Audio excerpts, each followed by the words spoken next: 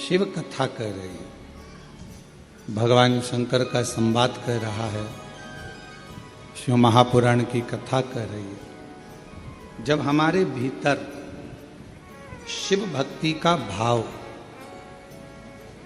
भगवान शंकर की आराधना का भाव प्रकट होता है, तब समझें कि जिंदगी जो मानव की देह मिली है, मानव का शरीर मिला है, वो सार्थक हुआ। जैसे भगवान नेत्र दे दे और ज्योति ना दे तो फिर वो नेत्र अच्छे लगेंगे? जम के बोलो।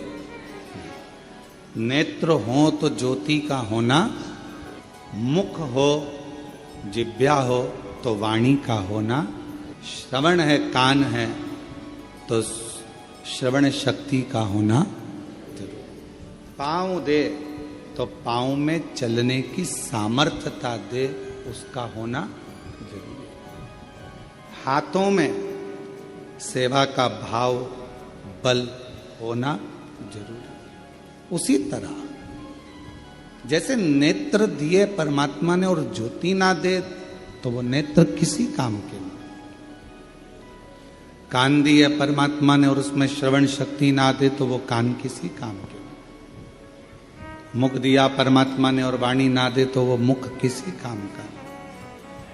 उसी तरह मानव का शरीर परमात्मा दे और उसमें शिव भक्ति ना दे तो समझ लेना ये मानव का शरीर भी किसी काम का नहीं। मानव का शरीर कब काम का है?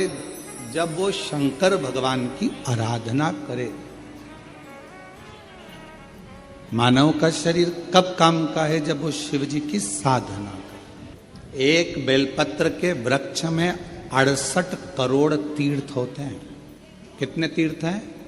68 करोड़। एक बेलपत्र के वृक्ष के अंदर 68 करोड़ तीर्थ होते हैं।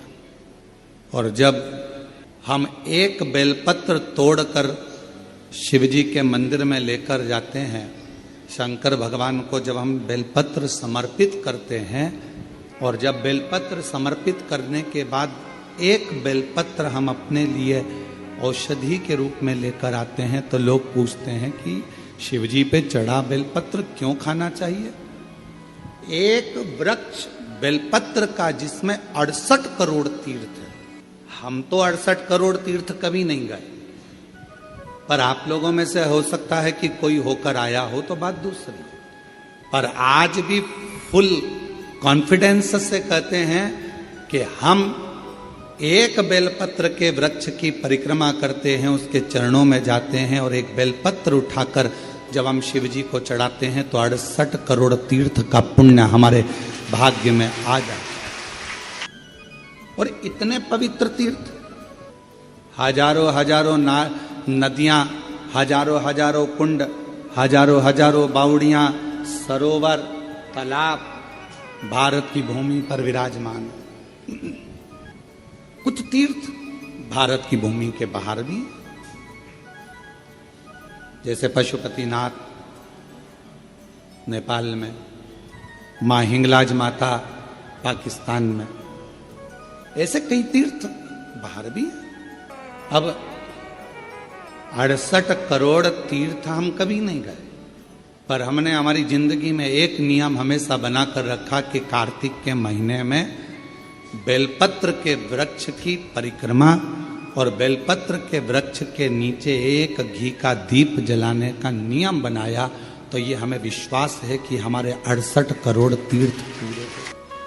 अब लोग कहते हैं गुरुजी एक बेलपत्र हम शिवजी को चढ़ी हुई उठाकर लाते हैं, बाबा से औषधि के रूप में लेकर आते हैं, तो ये बेलपत्र है तो पेड़ की, वृक्ष की, ये इतनी अमृत कैसे हो जाती है कि लोगों की बीमारियां ठीक हो जाती हैं, तकलीफें ठीक हो जाती हैं, शुगर लेवल में हो जाती है, बीपी, थायराइड सब ठीक हो जाता है,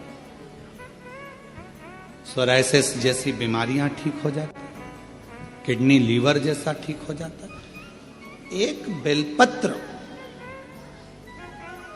इतना औषधि का कार्य कैसे कर जाता है? तो शिव महापुराण में वर्णन किया उमा संहिता के अंतर्गत 68 करोड़ तीर्थ एक बेलपत्र के वृक्ष में है। एक बेलपत्र के वृक्ष की पत्ती जब शिवजी पर चढ़ती है बेलपत्र और हम उसको लेकर आते हैं तो 68 करोड़ तीर्थ का जो प्रसाद होता है, 68 करोड़ तीर्थ में जितनी हजारों हजार नदियां पवित्र हैं, कुंड पवित्र हैं, सरोवर पवित्र हैं, वहां जाकर हमने आचमन नहीं करा, पर शिवजी पे चढ़ी हुई बेलपत्र जब हम मुख में रखते हैं, शिवजी पे चढ़ा हुआ जल जब हम आचमन करते हैं तो वो 68 करोड़ तीर्थ का आचमन हो जाता है और हमारा रोग समाप्त